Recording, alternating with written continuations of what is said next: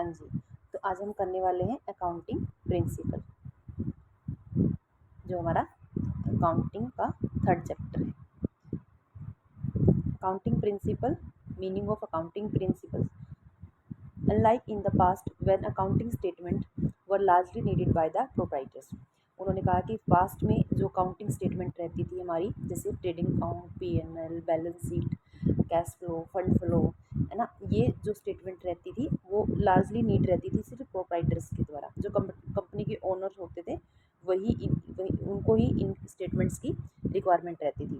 These day the accounting statement are needed by the various party. इन दिनों में जो अकाउंटिंग स्टेटमेंट होती है, जो वेरियस पार्टी है उनके द्वारा क्या है, नीडेड है। वो भी इनको जो अकाउंटिंग स्टेटमेंट है उनकी डिमांड करते हैं। वो कौन होते हैं? वो पर्सन हमारे कौन होते हैं? जो इंटरेस्ट इन बिजनेस, नेमली जैसे प्रोप्राइटर होते हैं, इन्वेस्टर होते हैं, क्रेडिटर होते हैं, गवर्नमेंट होती है, एंड मैनी अदर, और अदर बहुत सारे पर्सन होते हैं जिनको अकाउंटिंग स्टेटमेंट की क्या रहती है, रिक्वायरमेंट रहती है।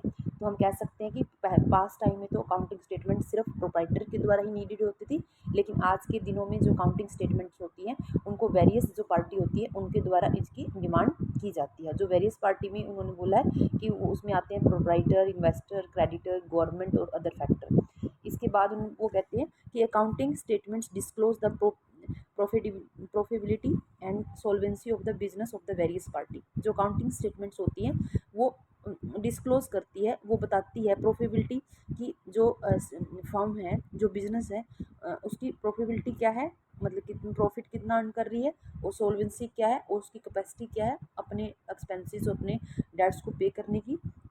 तो ये उनके बारे में जो बिजनेस की प्रॉफिटेबिलिटी और सोल्वेंसी के बारे में वेरियस पार्टी को क्या बताती है, इंफॉर्मेशन प्रोवाइड करती है, डिस्क्लोज करती है। ठीक है जी। It is therefore necessary that such statement should be prepare accordingly to some standard language and set of rules.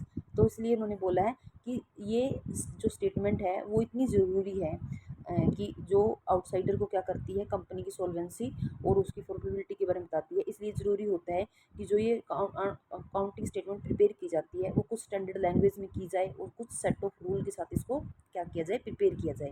तो these rule are usually called, जो रूल होते हैं यूजली यूज़ किए जाते हैं अकाउंटिंग प्रिपरेशन में, उसको बोलते हैं जनरली एक्सेप्टेड अकाउंटिंग प्रिंसिपल्स। तो इन प्रिंसिपल्स के बेसिस पे हम क्या करते हैं, अपनी अकाउंटिंग स्टेटमेंट को बनाते हैं। These principle have been generally accepted by accountant और all over the world as generally guidelines for preparing the accounting statement. जो ये प्रिंसिपल होते हैं, जनरली एक्सेप्टेड अकाउंटिंग प्रिंसिपल होते हैं, जिसमें डिफरेंट डिफरेंट प्रिंसिपल की, डिफरेंट कंसेप्ट की, अजम्पशंस की हम स्टडी करेंगे। जो सब टाइप की जितनी भी ऑर्गेनाइजेशंस होती है, उनके जितने भी अकाउंटेंट होते हैं, उनके द्वारा ये क्या किए जाते हैं, एक्सेप्ट किए जाते हैं, और इन्हीं के द्वारा, इन्हीं के बेसिस पे वो अपनी फाइनेंशियल स्टेटमेंट क्या करते हैं, प्रिपेयर करते हैं।